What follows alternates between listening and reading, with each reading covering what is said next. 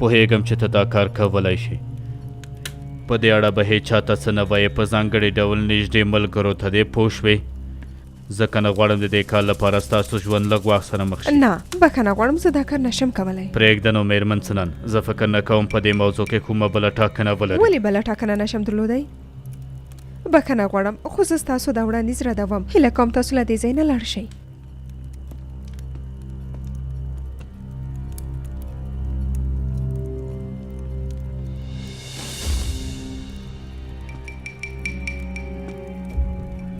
فکر کوم چې زما په خبره باندې پوه نه شوې. زه دلته نه یم راغلی چې تا ته وړاندیز وکړم. سبا کله چې د ماڼۍ ګاډۍ راغله پرته له دې چې کوم څه ووایې هلته به ځې او که نه نو بېوزله پلار دی چې ډېر بوډا او بېوسه دی. ستا د دې کار سزا به هغه وویني. د څه لپاره؟ که چیرې زما خبره ونه منې دا وګوره ډېر کوچنی ده خو وژونکې ده. کیدای شي نور د پلار ونه شوي دی. نه تاسو دا کار نه کوئ. که یې وغواړئ ازموو یې. زه د دې کار لیبال نه یم کولی شم په اسانۍ سره یې په یوې پېښې ثابته کړم. هغه وخت به یې څوک هم د هغه په لور باور ونه کړي. رښتیا د تېښتې یا هم د مرستې غوښتلو هڅه ونه کړي. که نه نو بیا انوشکا لورې زه راغلم. پرېکړه ستا په لاس کې ده. لورې عمر مو ډېر دی ښاغلی ایوانویچه. همدا اوس مو ستاسو په اړه خبرې کوئ. زموږ کور ته ښه راغلی ښاغلی. څه راپېښ شو چې دلته راغلی؟ له دې ځایه تېرېدم. ومې ویل ښه به وي چې ستاسو حوالم واخلم. ستاسو په نشتون کې ستاسو په اړه مو له سنان سره ډېرې ښې خبرې وکړې. انوشکا د خوړلو لپاره یو څه راوړه لورې. زما لپاره وایي؟ هیله کوم ځان مه په زحمت وایي. بیا کوم بل؟ نه نه نه نه هر څنګه چې کېږي یو څه خو باید وڅښې. کله چې تاسو پاریس کې وایي ما ته مو یوه ډالۍ راکړې وه. ډېره مې خوښه شوې وه، ډېره مې خوښه شوې وه. له هماغې ورځې نه وروسته مې هسې ښه جنس پیدا نه په یاد مې شو. 3 ورځې مخکې چې یو فرانسوي هوټل ته مې لاړم او اوس تاسې مخې وڅښې. ما ته خو ډېر خوند ورکړ. نه زه منم. دا دې چمتو شو. زه منم. ګرانې څه دې ښودل چې منې؟ زما په اند چې د دې څښاکو کیسه یې خوښه شوه نو غواړي چې یو ځل یې وازمایي. همداسې نه ده؟ رښتیا لورې ته غواړې دا کار وکړې؟ تا خو هېڅ څه کله نه او بله دا چې مېرمن سنان غواړي چې کومه خوشحالي هم ولمانځي. ښه نو ووایه انوشکا غواړې د څه شي جشن ونیسې؟ زما خو کوم څه په یاد نه دي.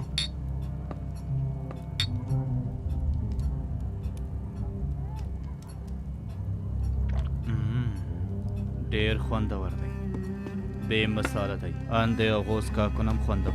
تاسو پلار او لور خپلو خبرو ته دوام ورکوئ. که اجازه مو وي زه به لاړ شم، زما کارونه ډېر دي. مېرمن سنان ښاغلی ایوانویچه. ښه ده نو زه به تاسو ته دروازې پورې ورسوم. دا ونیسه لورې. په خیر راغلسې درسه. هر کله راشئ. هرومرو شپه مو شپه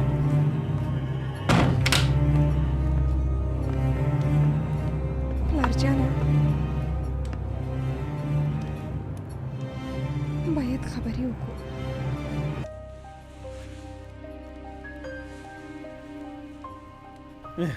یعنې نیکولای لورې ولې دومره زر غواړې واده وکړې؟ ما خپله پرېکړه کړې ده، دا ټول کار مې خپله کوم. په دې پوهېږم، ښه پوهېږم چې نه غواړې له دې وروسته دوام ورکړې او له دې ستونزو نه وتښتې ماڼۍ ته لاړه شې. ما یې فکر کړی. نه پلار جانه دا خبره نه ده. زه خپله په خپله خوښه ماڼۍ ته ځم. دا زما خپله پرېکړه ده.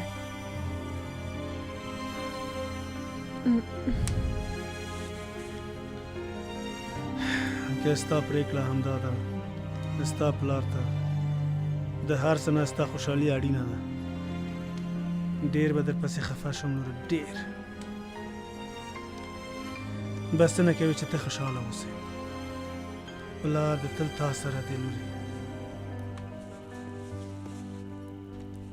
په پلار دې باور ولره لورې.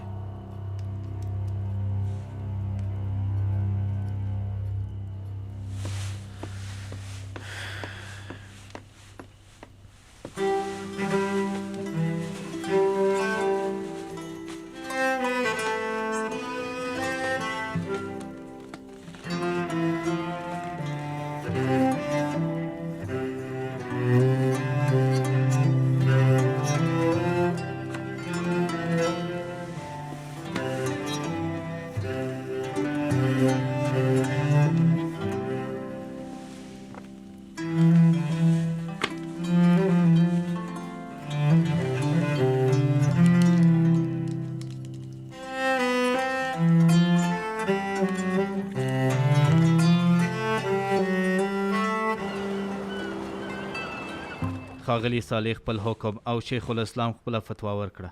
د 250مې فرقې سرلښکر ښاغلی حسن وروسته د مازدیګر د لمانځه نیول کیږي. ټول باید په دې خبره پوه شي چې زما په سلطنت کې هیڅ جرم پرته له سزا نه پاتې کیږي. ستاسو امر په سر سترګو سلطانه. سر یې په میدان کې واچوئ یا هم په یو جګ ځای کې ځړند کړئ تر څو ټولو ته عبرت شي. په سترګو سلطانه.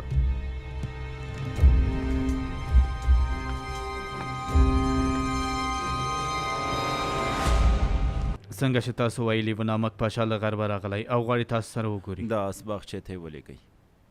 موسی توری ورنه مه اخلئ. سلطانه د اسباغچې ته د تورې سره ننوتل منع دي. امر مو په ځای کیږي سلطانه.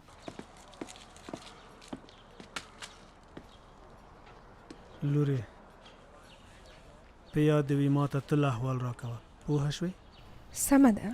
کله مې چې وخت پیدا کو ستاسو لیدو ته هم راځم. پلار جانه زه له تاسو نه یوه ډېره وړه هیله لرم. کېږي دا لیک نیکولای ته ولګي که په تکلیف کېږي نه؟ البته دا کار کوم لورې. زما ګرانې لورې ته په دې اړه هېڅ اندېښنه مه کوه.